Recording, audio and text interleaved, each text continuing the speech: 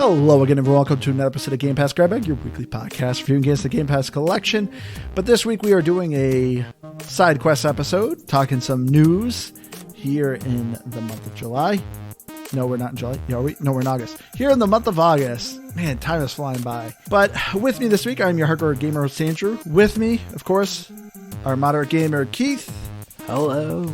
And returning, our special guest who's been on a couple episodes with us, my brother, Aaron. Keith, that was the saddest hello I have ever... It was depressing.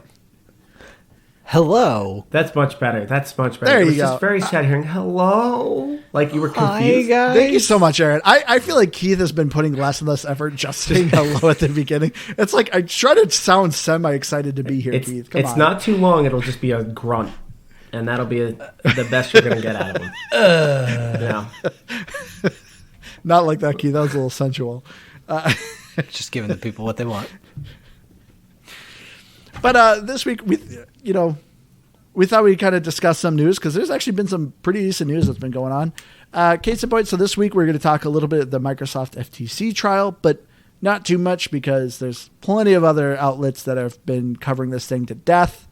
But we thought we'd put in a couple of our 2 cents of what we thought of the trial, what we hope comes from it. We're here to talk about some games we've been playing. We've been talking about Microsoft turning on some of the Call of Duty servers, the old school Call of Duty servers, which Aaron here is a big lifetime Call of Duty fan, so figured he can put his kind of 2 cents here. But yeah, we figured we'd cover some of the news that's been going on because there's been a lot happening. But as I said, I wanted to start a little bit with the Microsoft FTC trial. How much have you guys been following this? I mean, I've been all over this thing. So I've been following this thing. Well, okay. All right. I've been following this thing for like Same 6 here. months. Cuz this is like multiple years at this point. You kind of I almost forgot about. Hasn't it been like a year? Yeah, it's been over like a year and a half. Years. It's already so the deal between Microsoft and Blizzard, like there's a deadline. If it doesn't close, technically Microsoft is supposed to pay Activision like billions of dollars because it's a $69 billion acquisition, and they're supposed to pay like Activision like $3 billion of like, oh, sorry, it didn't go through, it's our fault, here's like a penalty kind of thing. And they've extended that like I think twice now. Yeah, I think it's kind of the idea of how these deals work. Not that I'm going to sound like an expert here, like I know what I'm talking about. But like I said, I've literally been paying attention to this for the last like 6 months or so. But yeah. From my understanding, with deals this size, they purposely put the signing date pretty far out because they know it's going to have to go through a bunch of regulatory hoops to get there. There's obviously, what was that, a $68 billion deal or something like that. So it was an absurdly expensive deal.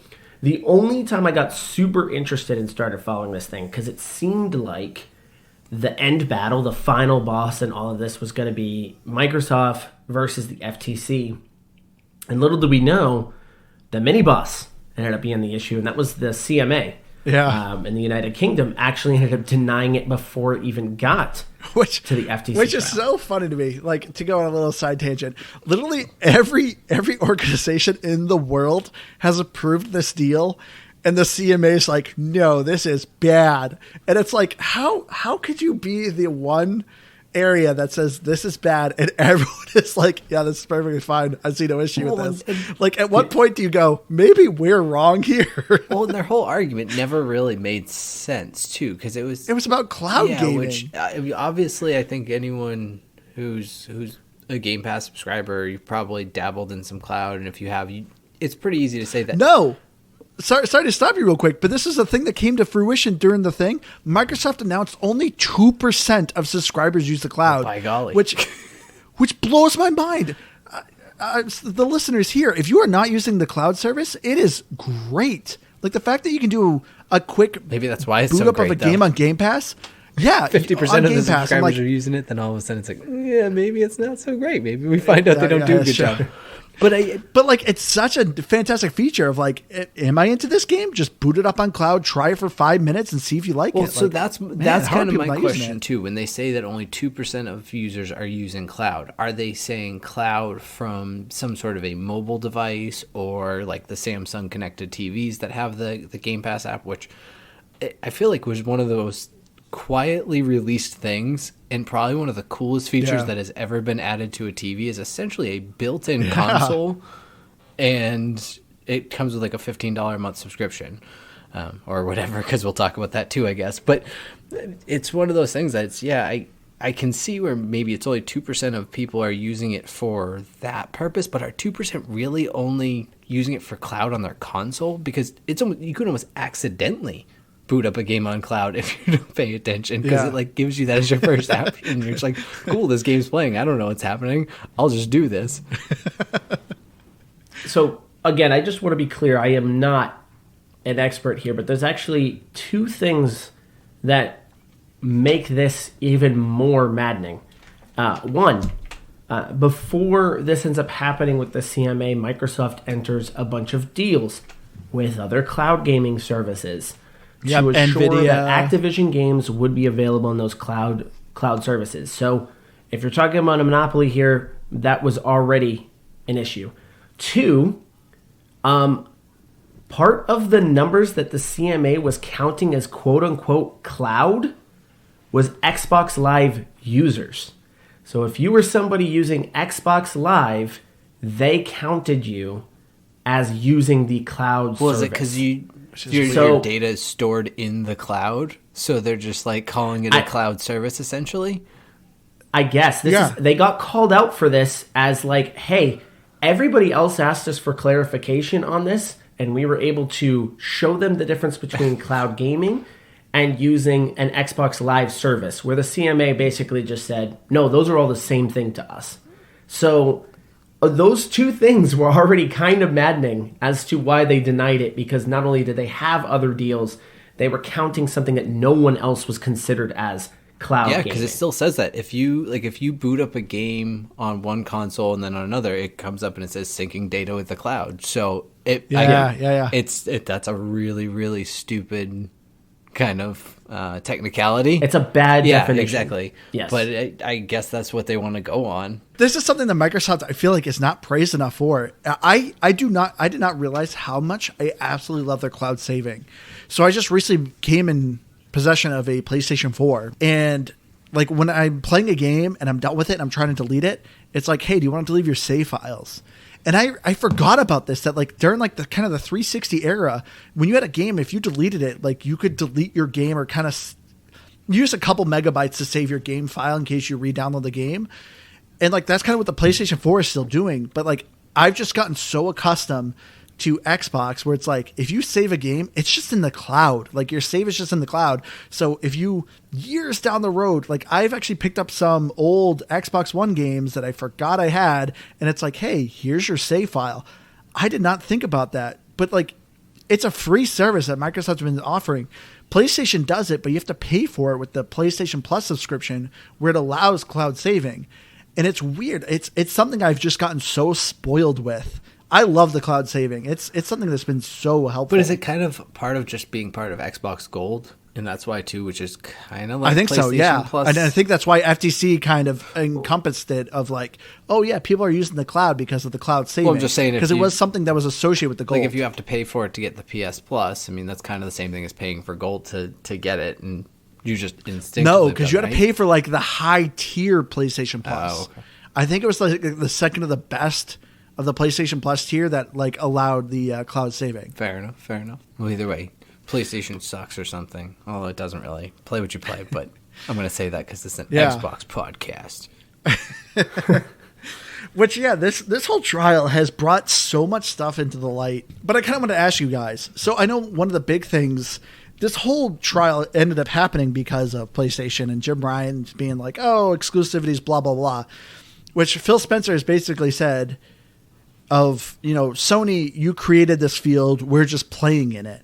Because Sony's the big one with exclusivities and yada, yada. So this whole trial has kind of brought into light of exclusivity deals. And I kind of want to ask you guys of like, how do you think this is going to affect exclusivity deals going forward?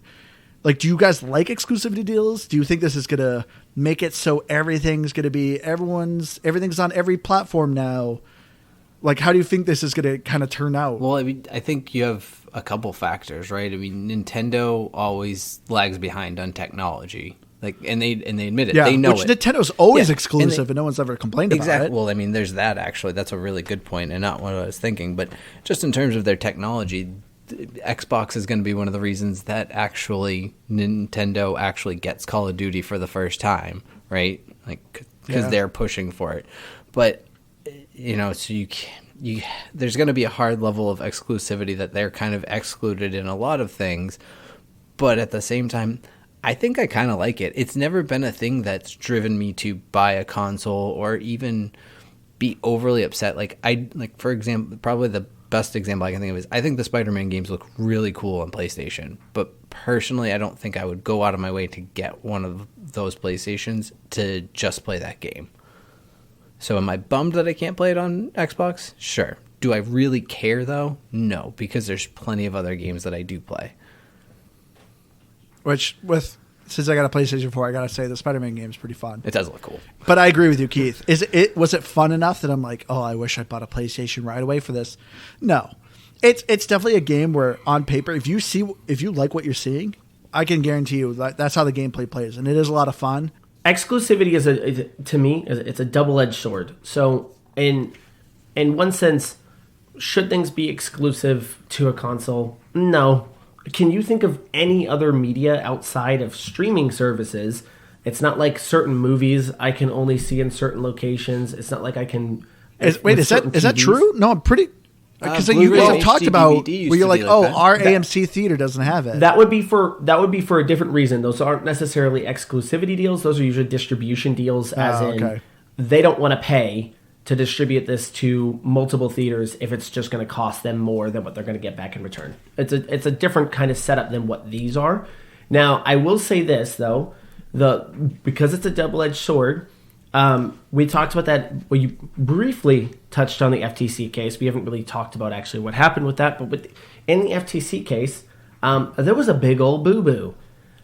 Somebody posted a bunch of redacted information, and they forgot that just blacking it out, everyone could still read it. And on those blackout documents, it actually showed some information on how much Sony's paid for things like The Last of Us.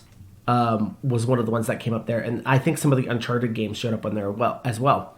And they were in $200 million range for those games. So think about this.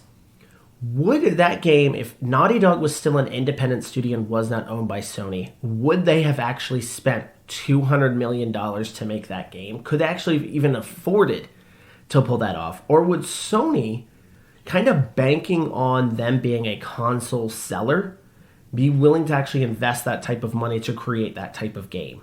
So I think the specialty in some of those games probably comes from the budgets that go behind them as well. But again, as we've seen, third-party games can do pretty great too, without having massive budgets behind them as well. So, but that would be my guess. My guess is that some of these games have a huge advantage because of the amount of money being invested into them. Yeah. I've mentioned it before, but there's a book actually Liz bought me for one of my presents once called Blood, Sweat, and Pixels. And it actually breaks down a handful of games, Destiny, Stardew Valley, Diablo 3. It breaks down of how the production went with them, and it interviews some of the people that were behind the teams. But it's actually a really interesting and light read because one of them specifically, Pillars of Eternity, which is from Obsidian Studios, which is now owned by Microsoft. But at the time, they were a private studio, and they talked about how they crowdfunded the game. And it's a good book because it's interesting of reading the story of we wanted to add this section of the map and this section, but we didn't have the budget because it would take this amount of time and paying for the staff, blah, blah, blah. And it eventually kind of breaks down of the struggles of a third party studio when you're not owned by one of these big companies. But then they talk about, when you read some of these other games of a company that does have big money behind it, how they have a kind of a safety net. We can do these kind of things of these bigger scopes because we have a safety net behind us. So I know a lot of people were kind of upset about exclusivity deals with them, Call of Duty coming out. I like exclusivity stuff because it challenges each of these studios. Because I know that was the thing of Sony has a lot of amazing intellectual properties that I feel like they're not touching. And I know that was originally the big thing about this whole studio was like, oh, we're not going to have Call of Duty. Microsoft might take away Call of Duty from us. We're going to be, oh, woe is us. We're going to lose, and we're going to be bought out because we can't compete if we don't have Call of Duty. As like it's come to light, like Sony knows that they're safe. Sony knows that they have the stuff, they have the capabilities to do things. I will say I do like exclusivities because it gives players choice of what they want.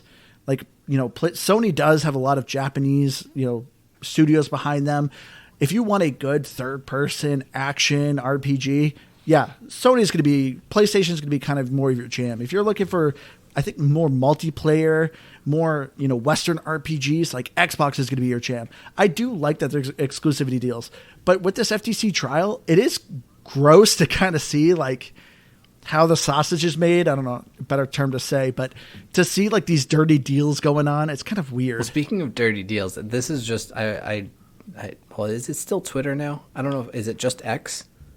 It was back when it was Twitter, though. I don't remember who it was, but kind of this, I guess you could call it a little bit of a conspiracy theory, but how basically Microsoft ultimately used Redfall as part of their fodder, like intentionally released it as a poor game. I heard that. I can't say that it was true, but it was this really interesting breakdown that essentially they were trying to, like, everyone kind of knew it wasn't ready to go out the door. In most cases, they would just say, push it, whatever, this is too important to do wrong.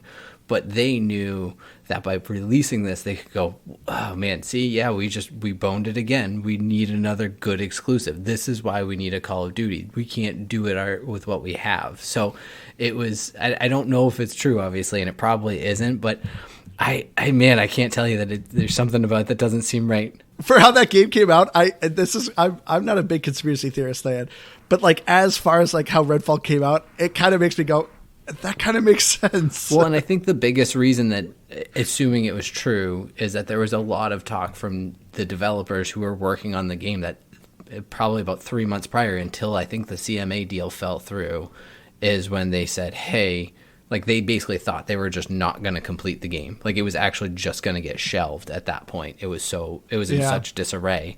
And they basically had them throw a bunch of Band-Aids on it to get it out the door.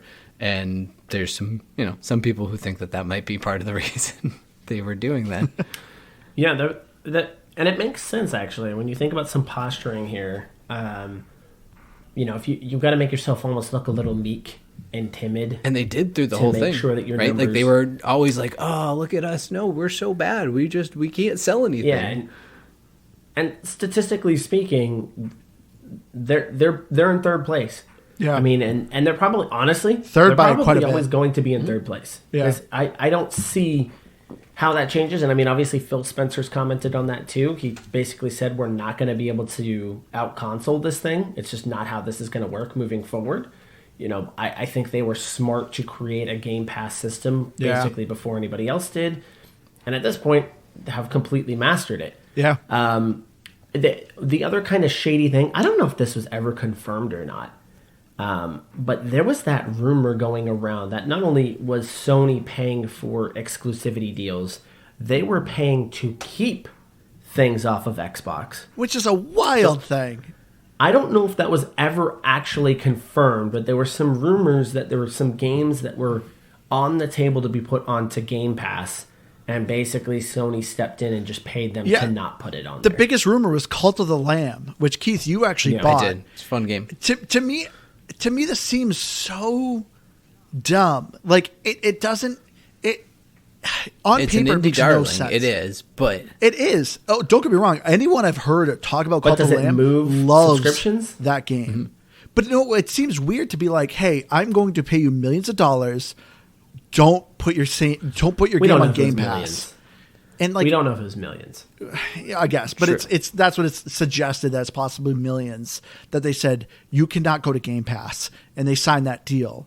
But it just seems weird because Sony is not recuperating that money. It's not like people are going, I'm going to get a PlayStation to play Cult of the Lamb. Cult of the Lamb is on everything, on Switch, on Xbox, on PlayStation, on PC. So it just seems weird to pay an exuberant amount of money to just reduce a game to not be on Game Pass. I mean, maybe, but I don't know. I guess buying it through Xbox keeps money out of Xbox pocket somehow. But yeah, it's one of those. Which Xbox takes I think a 20% cut when a game is sold on their system. I have no idea. Like that's usually, I think it's 2080 is like the kind of the cut. But yeah, I mean, it's one of those things where a game like Cult of the Lamb coming to Game Pass is everything that I love about Game Pass, and I have Game Pass because of that.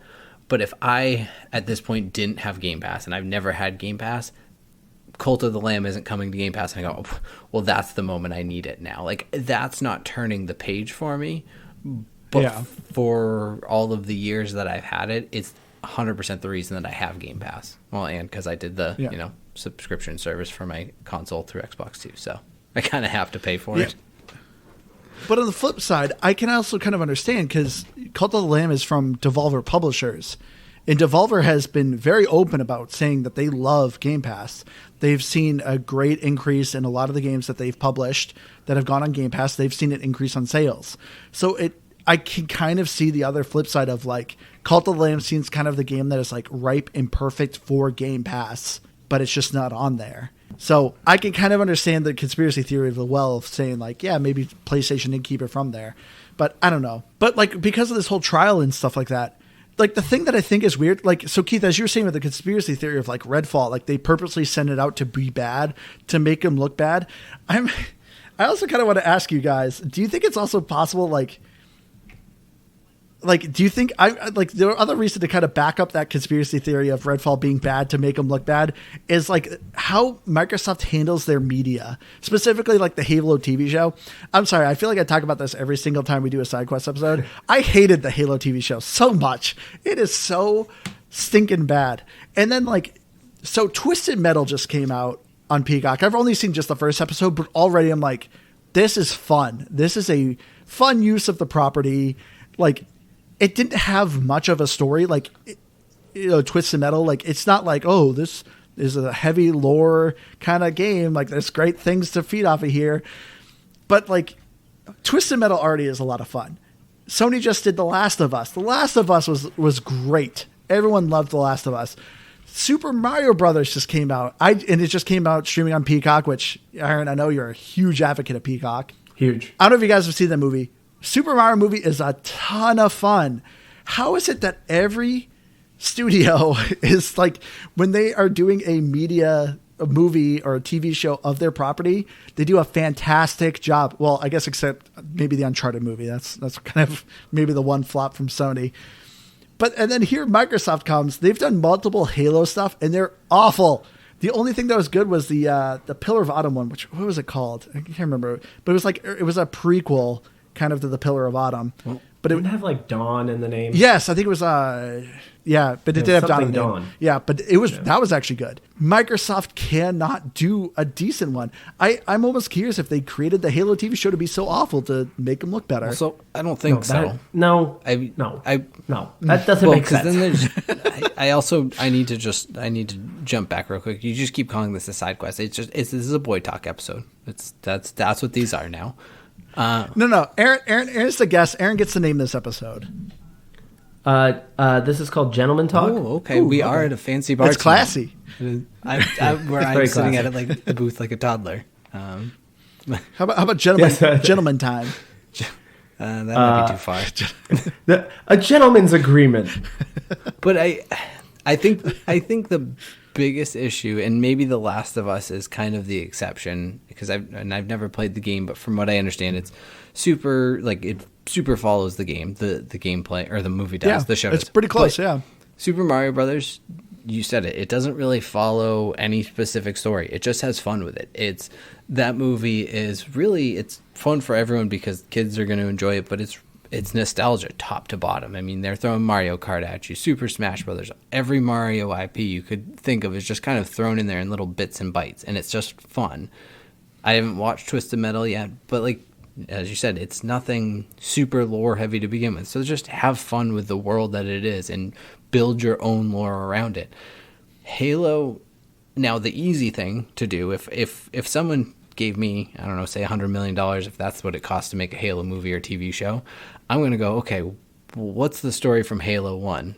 Make that. And that's what I'm going to produce.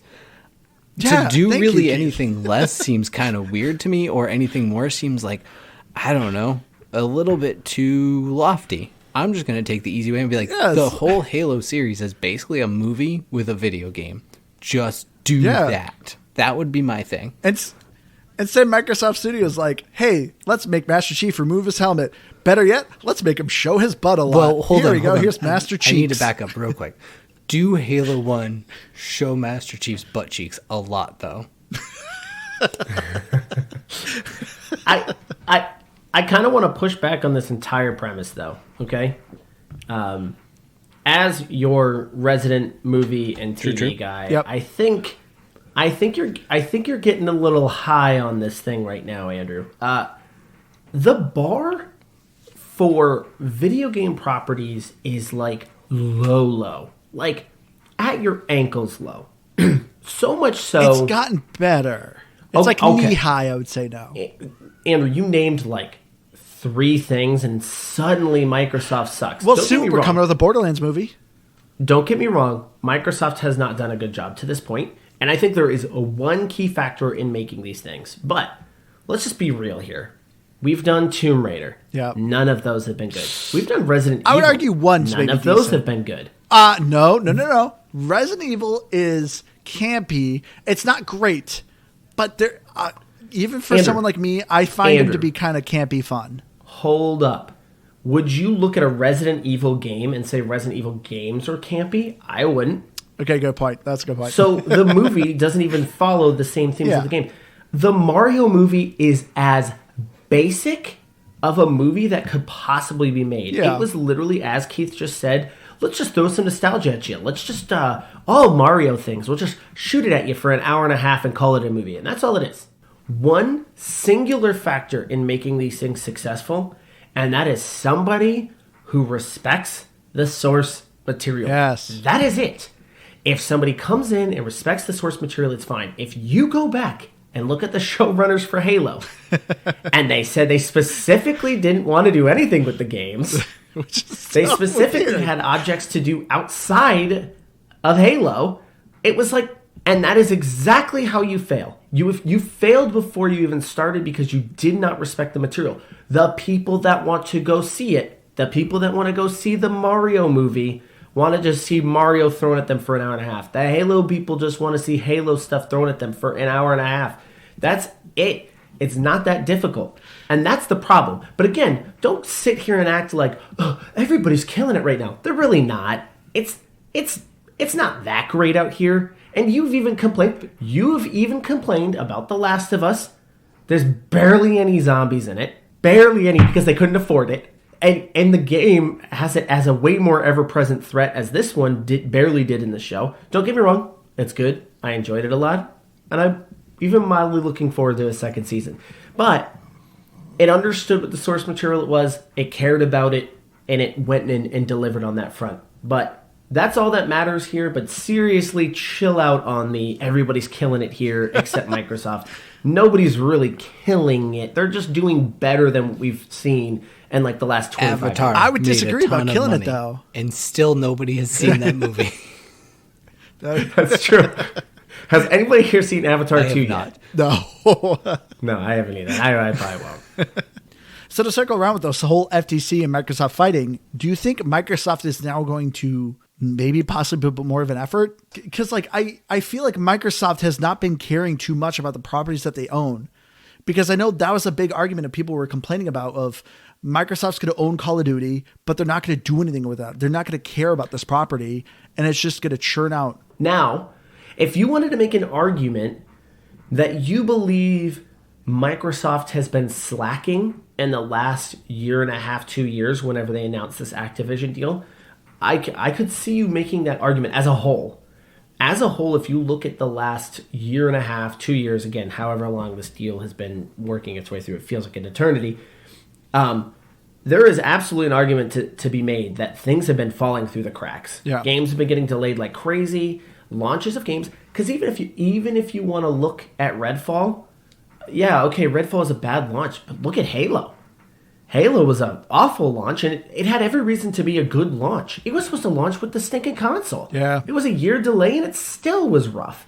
It didn't launch with co-op. So you could look at this as a whole and say, man, they haven't been launching exclusives. Starfield got delayed. Halo got delayed. Redfall got delayed. It probably should have been delayed again. What are they doing?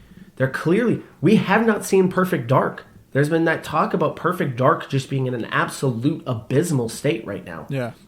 So I do believe that the Activision deal, they've focused 100% on that, and everything else has been sitting by the wayside. Again, I don't know if that's related to the TV show. I know this TV show is a really big deal to you right now, Andrew. But as a whole, I think Microsoft really has been in trouble. I think Aaron's got the right take there. Yeah. I mean, the reason I'm asking this, because I feel like ever since now that this deal has been going through, I feel like Microsoft has been making strides to do better. So I know one thing I really have been enjoying about Phil Spencer is, I know one of our listeners has messaged us before and they asked us of like, what do you guys think about game preservation? So there was actually an article saying about 10% of games released by before 2006, only 10% of games are like still available to purchase. So a lot of older games just don't exist anymore. But Microsoft has been a big advocate for backwards compatibility and getting things that you have purchased, their ecosystem. If you purchase this game, you will be able to have it and keep going with it. So there was another article with Blizzard Activision. They own Transformers, and Hasbro has come out and said, we would love for Microsoft to bring back, I think it was the Fall of Cybertron was the game, which is a lot of rules. Yeah, people said that game is great. It's a very good game. But people would say, we would love for this to be on Game Pass. Like Hasbro said that. We want this to keep going. And Microsoft, I feel like, is a big advocate for game preservation. Case in point, Microsoft, it has been credited that Microsoft has reactivated all the old Call of Duty servers. So this is another reason why I wanted our special guest here, Aaron. He's a big Call of Duty fan, to come on here. But Call of Duty is back. You don't just have to play whatever current gen there is. You can play all the great games. How does this make you feel, Aaron? It's kind of back. And I'll get into that in a little bit. But this was funny. So this was maybe 3 days after the FTC appeal fell apart. All of a sudden the server started working again, and everyone was like, why are they suddenly working? And it's like, duh, there's a bunch of Call of Duty games probably coming to Game Pass here really soon, so it's probably important that these servers work.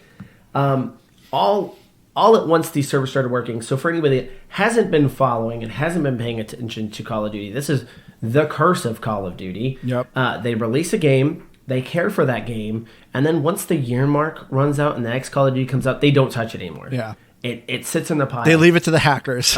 Go wild. And they leave it to the hackers, and they get hacked like crazy. And eventually the servers fell apart on literally every old Call of Duty. I think the last 3 you could still play, and even then, there was then even bigger issues where hackers could outright see your IP address. Yeah. They could mess with a whole lot of stuff just by you playing Call of Duty. So it was actually bad for you to play Call of Duty, which they were selling for full price. They still sell these games for full price. Well, recently they had a sale, and they were like $15. So when the servers got fixed, Yeah. a sale went live, and holy cow, those games got populated like crazy. Yeah. Do you remember old Call of Duties? This is an old Call of Duty I have thing. a Call of Duty Black Ops 2 I booted up, and I was like, I forgot how fun this was. Do you remember when you were in the start menus and it would show a map in the bottom right-hand corner? And it would show you where active players were in the world, and it would show you how many were on there. That's been kind of cool to see. It's been cool to see those kind of reactivate and spike back up. But the reason why I say it kind of has come back, the hackers are still there. There's still some hacked lobbies. So they fixed matchmaking so you could actually get into matches so quickly. As long as people are there and people are there. The problem right now is they're still which is so weird. I read that it was better on Xbox, which is not all that surprising, but it is kind of funny. I think what happened is because the population got so big, games where actual hackers is relatively small. So I think that's ultimately what ended up happening. So you would run into a hacker now 1 out of every 10 games as opposed to I guess that makes sense. I guess kind of partially what I was thinking was that in theory, Microsoft has better access to their own servers to be like, hey, we can do better work to these than say what we can do to the PlayStation ones. But at this point, it would still be Blizzard and Activision who would be working on those. Yeah. So from my understanding, this is specifically just an Xbox thing right now. So the PlayStation servers are still completely jacked. Not many of these were on PC, these older ones. If there were any, I don't think any of those are working either. So it was just the Xbox servers that suddenly started working. And another thing that I've read, I don't know how true this is because Microsoft does not release console sales numbers anymore. They stopped doing that years ago after they basically were getting their butts kicked every year by PlayStation. But supposedly, allowing those servers to be fixed suddenly was a huge spike in console sales. People went out and bought Xbox, specifically the Series S, in droves just so they could play old Call of Duty games. I guess that makes sense. The Series S is probably the most available. But at the same time, too, it's kind of the bare minimum you need to get to play. It's just, I think, price. So if all I was trying to do was play Modern Warfare 3 from the Xbox 360, I would go out and buy an Xbox Series S because it's the cheapest console, and I could buy the game for $20 and relive it on that console. I think that's the only reason why the Series S suddenly had a huge spike in sales was because of this. Well, Series X has been selling quite a bit too. Like people have been reporting that Amazon's been sold out, that they haven't been available. Yeah. So it's obviously this is cool for me. Does this make you want to boot up any old ones? Yeah, Black Ops 2. I would just mention to you before we got on this that I already had a digital copy of Black Ops 2 when it went on sale like a couple years ago, and everyone was like, "Oh yeah, you could play it on your Series X." I was like, "Oh, all right, I'm gonna get that." And it's been cool to kind of revisit those games. I mean, in total, some of those games I have like you have a lot of time and a half of gameplay on some of these, like just stupid amounts of time that I've put into these. So obviously, before being married, having kids, or even really having a job, that was my job was playing Call of Duty. So. Yeah, it's fun to go back and play those, even though nowadays I would much prefer to play Battlefield. I'd much prefer to play Diablo. It still gives you a little bit of nostalgia hit to go back and play. So those. For someone who's always been a Call of Duty person, are you done with Call of Duty? Yeah, probably. Wow. I do not think I will buy that. I say all this to say I did buy Call of Duty Modern Warfare 2, so I did buy that one. But holy smokes, they just gave up on it. Yeah. And it was all about Warzone. And there were no updates. It was just a completely dead game. That makes sense. I cannot for the life of me stand the matchmaking. I cannot stand a lobby constantly being sweaty. Because I think I sit at like a 1.4 KDR, so that apparently means I'm a major league gamer. So I have to get put in those lobbies. So everyone drops shots. Everyone can jump shots. I hate that so much. And it's just not fun. It's not. So it's gimmicky. It just gets frustrating to play those games. So I'm just kind of like, I'm good. So even now, all the rumors about the next Modern Warfare 3 coming out. Ooh. I don't care. I just do not care. I would only care if it were free on Game Pass. If it were free on Game Pass, I would download it and play it, but that is it. I'm not going to pay $70 for this experience anymore. I'm kind of done. I mean, that makes sense. that's probably why I never got like above a 1 KDR. It just put me in those lobbies just in the first place. It just knew that I would just be too powerful. Yeah, Keith, right away they put you in the MLG game lobbies. He would be too powerful if we put him anywhere else. So they had to nerf you real fast. Yeah. They do right. That's definitely what they happened. saw me flashbang myself one time, and they went, this guy's going to be a problem if we put him out there. That is an all-time Keith memory. An all-time Keith memory is Keith flashbanging himself and us dying laughing at him and him being so enraged. It was a tutorial, too. He could not get through a tutorial. They were mannequins. They were mannequins, and he just blasted himself with the flashbang. It was pretty awesome. To this day, every time I flashbang myself in any game, I'm just like, ah. Immediately triggered. Immediately triggered. I know. Just PTSD. A little bit.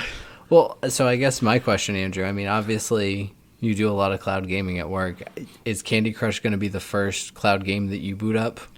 Man, I cannot wait to play Candy Crush on mobile. I mean, I've been dying for so long to play that game on mobile. And now that it's going to be on cloud play, whoo, cannot wait to Candy Crush it. It's going to be great. It's going to be great.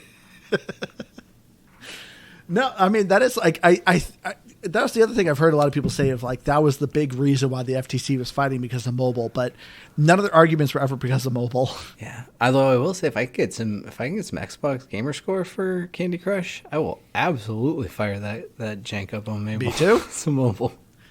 Me too. But Aaron, are you more hopeful for Call of Duty's future with Microsoft owning Activision?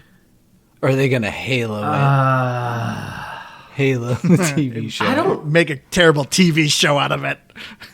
I genuinely don't know. Because here's my thinking, right? If I'm Microsoft and I just spent $68 billion for Activision Blizzard, and let's say about 80% of those profits are Call of Duty, because that's basically seems to be what it is. Would I want to change anything about what they're doing right now? I mean, probably not. I mean, just speaking from a business side of things, no. I'd want them to keep doing whatever they're doing in Warzone, whatever stupid stuff they're doing over there. With Snoop Dogg and Nicki Minaj coming out. All I would care, because if I'm Microsoft, the most that I care about is make Call of Duty, but we'll put it on Game Pass. And that's going to be a subscription service that people are now going to purchase. And then likely consoles, or you're hoping consoles as well. Yeah. To pick that game up instead of paying the $70 every year. They pay their subscription service and they have it. And all of them, all the previous ones as well. But I'm not convinced that, Phil Spencer's going to come in there and be like, guys, come on. Get rid of this matchmaking system. This isn't fun for people. You guys should build more maps for 6v6. I don't see them doing that, because they're going to look at the Warzone numbers and go, oh wait, Warzone makes how much money? They'll just keep doing that.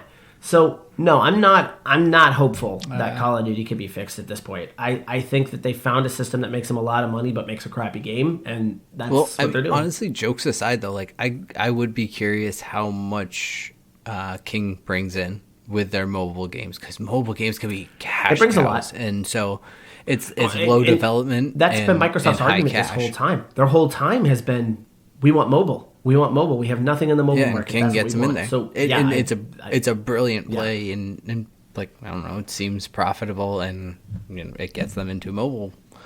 So I can see that.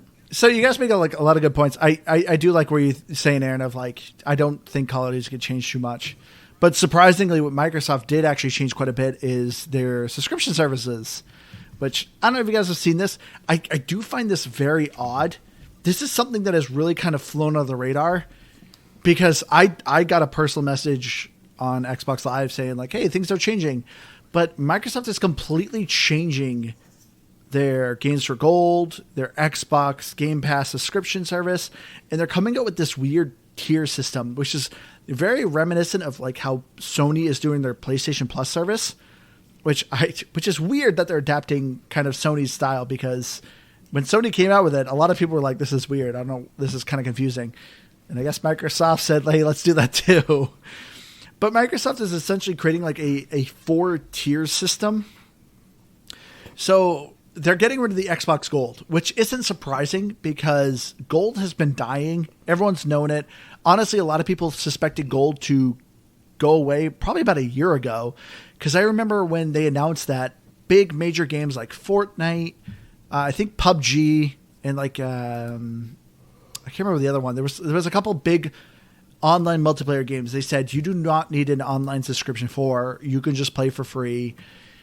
And so it was like out of the Games for Gold subscription, because Xbox Gold was all about playing online. But now it's official. Xbox Gold is gone. So now they have a 4-tier system of core, console, PC, and ultimate. In the way, which is very confusing. I feel like they could have really kind of made it a little bit simpler. But core, which is essentially Xbox Gold. So anyone who's been a long time subscriber, Gold was the one where, hey, every month you get like about 4 free games. Xbox Game Pass Core. So the games with core instead of games with gold? Yeah. Yeah, games with core. I don't like well, that. Well, it's Game Pass Core is the actual name for it. I'm just wondering what the headline will read for the games. That's all. It's because it won't be games with gold It's anymore. weird. They don't do the games anymore. The games are gone. Games are gone. Oh. It's now Game Pass Core is what it's called. Oh, okay. No, and it says they removed the free games. That kind of stinks because I like that even just thing. it's like an ultimate subscriber. Every now and then there were some fun games that would pop up in there. Well, Core still does it. So Game Pass Core, what it is, it gives you online multiplayer. So essentially what Xbox Gold did. It gives you a catalog of 25 select console games. So it gives you select 25 games on their Game Pass service is within that $10 subscription. And then it also gives you deals and discounts. So the 10 games when it comes out is Among Us, Descenders, Dishonored 2, Doom Eternal, Fabled Anniversary, Fallout 4, Fallout 76, and a bunch of just the main Microsoft studios, Descenders, which a lot of the games we've actually covered. Yeah, I think it's funny Descenders is one of them. That was one of our very first games we did on this podcast, and it's one of the games. My 5-year-old loves it. It is one of the first games really that I liked, and you guys plays it every day. Hate it. Yeah, that was Keith's very first recommendation that we played. I didn't hate it. It was just bare bones. It's very bare bones, but he loves to dress up his rider and just slam into walls. That's correct. It's like his favorite thing. Because you can go buck wild in that game if you don't care about actually finishing the races. Yeah. So these 25 games that are on the subscription are rotating. So they will kind of take them in and out. Which I gotta say, this is a way better deal than Games for Gold. Because the 4 games that were usually given to you for free on Gold were fine. Nothing groundbreaking. At one point, they gave Gears of War, but that was the top tier game. Usually they're kind of these small indie darlings, which aren't bad, but there were never anything to be whoa, this is way worth its subscription. So I do kind of say, I do like that they're getting rid of Gold and kind of doing this $10 a month, and you get this catalog of 25 games. Because these 25 games is hours of content, and they're very good. And online gameplay is just online gameplay now, right? There's no subscription for online. If you purchase a game outright, correct, you don't have to pay anything to play online. Okay. Correct. That's what the $10 a month does. Then they have $11 a month for the console Game Pass, which gives you the full access to hundreds of games on the Xbox Game Pass. And it gives you the day one Game Pass games and additional deals and discounts. So basically, $1 more a month gives you the entire Xbox Live catalog, or the entire Game Pass catalog, which is a weird pricing tier to be hey, just give us $1 more a month, and instead of 25 games, you get hundreds of games. Kind of weird. And then there's the PC tier, which is $10 a month, so it's the same as the core, which just gives you access to Game Pass PC, the hundreds of titles that are on PC, and EA Play. This is what I mean. This is once PC is kind of put in, this is what I mean. This tier system's weird. To be oh, am I doing PC? Am I doing console? Am I doing core? I feel like they could have, first of all, named these tiers way easier to kind of understand. Because even me just reading this to everyone, I'm this is confusing. I don't get what this is. There was no press conference for this. This was literally a message I got on Xbox Live saying, hey, we're changing our pricing. Go look it up. And this is it.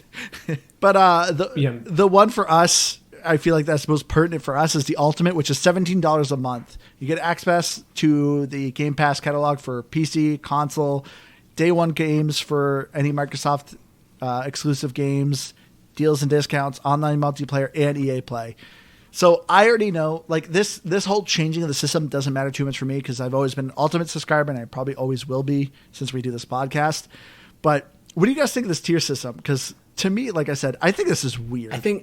Honestly, as you're describing it, all I feel like it needs to do is just add like a plus.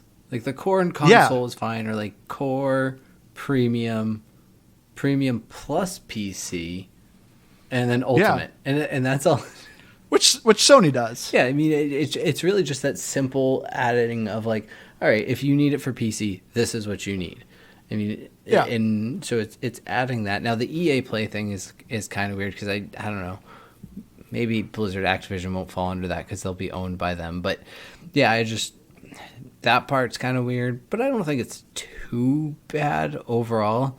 I think maybe understanding the core concept a little bit is a little bit weird, but other than that, I think you're exactly right though. It's just they have it and it's a good deal, but just ask people for another $1 and I bet you 90% of people are just going to go, yeah, we'll just pay the extra $1 at least.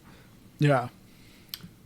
Yeah, I'm going to guess. So looking at again, it is a confusing setup. I'm going to guess the most popular one there is going to be the $11 one. That'll be the one that I think majority of people will go to. I'm going to guess. To me, this was inevitable. Game Pass is obviously an incredibly expensive endeavor, and it is the core to the Xbox experience now. Yeah. I don't know why you would buy an Xbox and not dabble in Game Pass. I don't know why you would. Yeah. Why you would avoid it. That's just, they're clearly doing something that nobody else is doing. They're ahead of the game on it. And it is overwhelmingly a great value, so it makes sense that they're doing it. There's only one element to this, though, that pisses me off, and it's not even the confusing pricing tiers. Jeez. Irks me off. Keith's offended.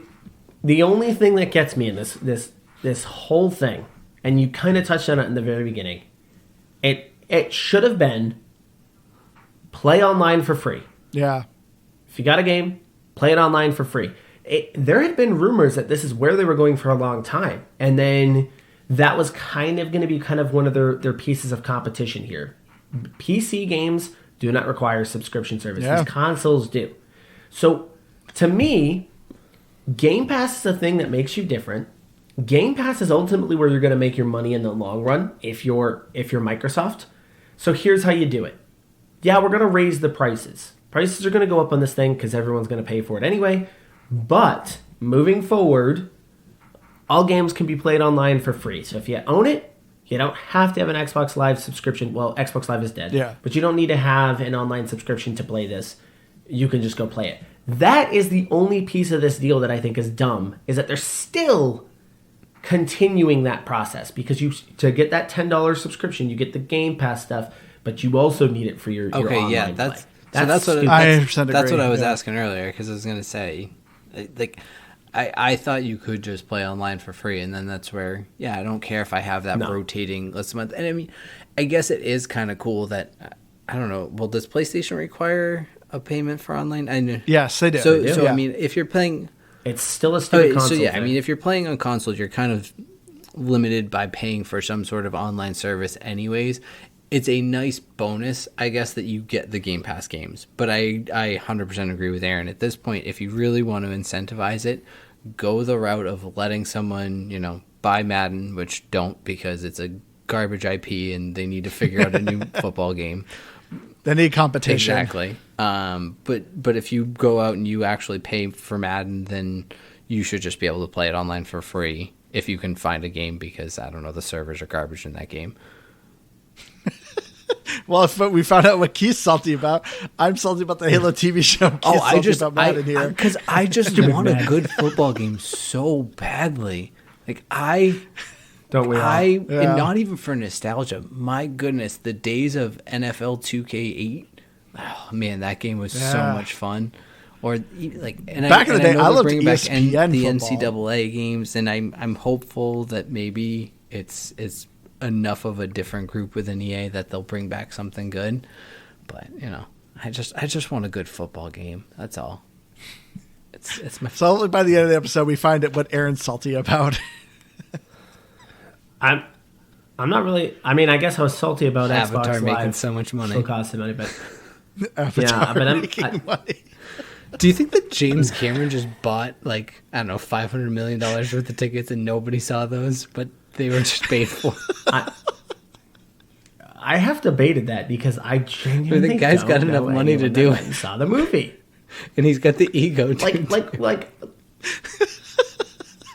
I've obviously seen a lot of movies this year, but almost every movie I've seen, with the exception of some of those, I've known other people that have seen them. And yet, Avatar 2 is this mysterious film that apparently no one saw, and it made like a $2 billion. I love you. Who was doing this? Told you. Figured. Yeah, that. Now I'm triggered. Keith found. So each one of us has something that gets under our skin. Here's the thing, though, that brings me a little bit of joy. There is a thing, though, that brings me joy there. And the thing that brings me joy is the fact that, like, Barbie just beat all the records. Yeah. And just made Avatar 2 look like utter trash in a matter of 2 weeks. Like, James Cameron is over here looking at Barbie like, what the heck? I had blue people. I don't want to see Avatar 2. Blue people. You do pink? Did I do the wrong color? It's just yeah. That'll be the next film. Avatar 3 will have pink people. He just does Barbie. That's how he's going to compete. Just shooting fire, because isn't the third one supposed to be fire? Yeah. I have no clue. How do you know? How do you know what the third one's about? I thought you covered this, Aaron, on your podcast. The next one's Maybe about we like did. fire I already alert or forgot. something. Why would I care? I don't know. Well, why would I care? Everyone, I think too. I saw it was probably a Reddit post of someone basically saying that they're actually following the Avatar like anime show. Oh, that is so. I mean, stupid. I'd believe it though. I mean, he's just following the same elemental traits as all of them, gosh. and that's how he's gonna rap it. And the fire dumb. nation is the angry one. The water's the peaceful. Like it follows the same as the Avatar show. I hope just you're to be on, clear, Keith. guys, Just hearing that. This is related to your podcast, actually, because the Avatar video game is coming out soon. Is it? Oh, please tell me it's going to be like an ARPG, like a Harry Potter. I think it's from Ubisoft. Ubisoft is making it. It's supposed to be from decent. supposedly people that have seen it, they said it's actually pretty good. But I doubt it. Yeah, me too. Well, no. So the one thing I will say, because I don't care about Avatar either, but I just got back from Disney, and in Animal Kingdom they have like a Pandora section. It is gorgeous. Weird. And there's there's a Pandora. I don't remember, something flight experience where you like ride on one of the birds, and it's a really cool experience. They sights and smells and all these things. But I don't care about Avatar still. Like you could have made that experience anything. Just be like, hey, here's just an alien world you're going to explore. And I'm like, okay, cool. This is neat. I don't care that's everything. Did you feel like you were in the movie? No, but it did make me sick because those types of rides make me violently. It makes me sick too, Keith.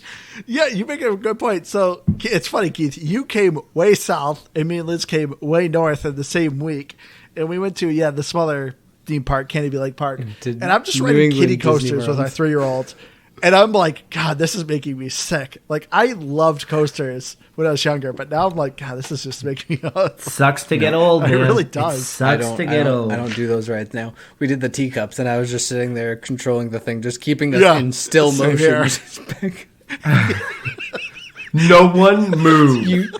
This is how we'll find maximum joy on this ride. Teacups are stationary.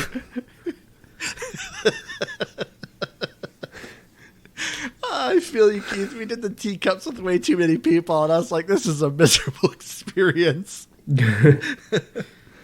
Oh, man. There's still so much news I feel like we should cover, but I feel like we should wrap up here. We hope you enjoyed this episode. There's still a lot we can talk about. We're going to try to do these episodes a little bit more often because people have been saying they've been enjoying it. So, all right, if you guys want this content, we'll give you a deal. If you have any game suggestions, please go to GamePassGrabBag.com. You can find all the links to all our things. Please give us some game recommendations or say hi. We always love hearing from all our listeners. I've been your Hardcore Games Andrew. You can find me on Xbox Live at Firebird01952. Keith, take it away. I don't know. Same old thing. I've been Keith, so there's that. And yeah, that's it for me. Okay, cool. Great job, Keith. As always. Aaron, please do better. All right, Tell so us. I am Aaron. You can find me at the Screen Test Podcast. I co-host a podcast about movies, TV shows. Technically, it's anything on a screen, but it's basically just movies and TV shows. If you want to find us out on Twitter, we are at Screen Test Pod. Yeah, you recently did an episode of a movie, which this when you did this episode, it blew my mind as well because you talked about it. But you guys just recently covered Mystery Men, and I'm in the same boat as you. I thought that movie made buckets of money because I thought that movie defined our generation, and then when you guys were like, "Yeah, it actually lost the money in The Office," that blew my mind. I mean, I would have thought it did alone. Was a good movie just on the fact that it had Dane Cook, because I know he wasn't super popular then, but I'm fairly certain. I forgot Dane Cook was in it. But I'm fairly certain his first CD had been released, and I think it was one of the only comedy CDs I've ever purchased in my life, and I listened to it religiously. I don't think Dane Cook became really Dane Cook until post 9/11. Yeah. This movie came out in 1999, so I do believe this was even before Dane Cook was really a household. You're probably right, but I don't know. I feel like I remember. Maybe I just remember seeing the movie years later and thinking that it was probably a good movie because he was in it. But yeah, No, I mean, he's in it for 2 seconds. He's in it for 2 seconds. He literally has one scene. And I give you funny trivia. Yeah, I love the trivia that you came up with. like That was awesome. That was fun. No, I like. No, I don't watch a lot of movies. I'm not a big movie guy, but I do listen to the Screen Test Pod. It's a good time. Yeah, what blew my mind was like you made a perfect point of like why I thought this movie did so good. It's because of Smash Mouth all-star music video is this movie, and yet still apparently no one saw this movie. Mystery Men, I loved that movie, and I still do. I think it's a great movie. It's not bad. Cool. Check it out on Peacock, the greatest streaming service on the planet. I have a question, not being a movie guy. So you mentioned it cost like $68 million. I looked it up because I was curious. That's like 128 in today's money. So if someone were to make that money today, is $128 million a ton of money for a movie to be made? Yes, and there's a general rule of thumb when it comes to box office numbers that to actually be profitable, you have to double that. So they say that the standard is yes. So if something costs $50 million, you would need to make $100 million to make actual money on it because of marketing. So marketing takes up basically a second half of that budget. I think it's kind of a loose number, but it seems to be that's generally how the movies determine if something's a success or not. It has to double its budget. I mean, it doesn't make sense, but it's like a generally accepted rule. It makes sense. But the one thing I thought I agreed most with was that it was probably made like 20 years too early. Because I think if that were made in 2019, it could probably still be made for $68 million. And it could probably make, I don't know, $200 million. Because what was it? The superhero fatigue was the term you used. As I think if you put that out maybe right after Endgame, people would have been like, this is kind of a cheeky little fun play on superhero movies, and they would have been way more into it. Yeah. But they weren't popular enough at the time for them to be made fun of. So, a movie made too soon. Yeah, I mean, box office budgets are just a weird thing that I get kind of like really into following. Like, take for instance, I think it's very funny. No Hard Feelings just recently came out with Jennifer Lawrence. That movie cost $50 million to make a rated R comedy. That is way too much money because getting $100 million on a rated R comedy, even starring Jennifer Lawrence, was a really well, because Jennifer Lawrence isn't the person I'm going to see in a rated R comedy. Like in a comedy. Like it was fine to see her being comedic enough, but not in that type coming after that serious movie from Netflix. I can't remember the name of it. The End of the World movie. But yeah, you good point with Jennifer Lawrence's comedy. That's kind of weird. There is a ton, well, not a ton, but a decent amount of gratuitous nudity on Jennifer Lawrence's part in that film. Seriously? So it kind of seemed like maybe they were banking on that. But comedy-wise, she actually does okay in the movie, but the movie's just... It's your classic kind of over-the-top, raunchy, rated R film. So, but I think it did okay in the box office. I think it got close to like $60 million, but again, not enough to make its money back. So this stuff is just a weird side... We were supposed to end this episode. I know. But, this is a really just a little side weird, thing. long side episode of what? Screen Test? There you go. Screen This Test. is a little Screen Test. preview. Wow, Keith, way to remember his podcast.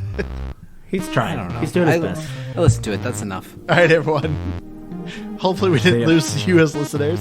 Thank you all so much for joining us. We'll be back again next week with another game review. We love you all. We'll see you again next week.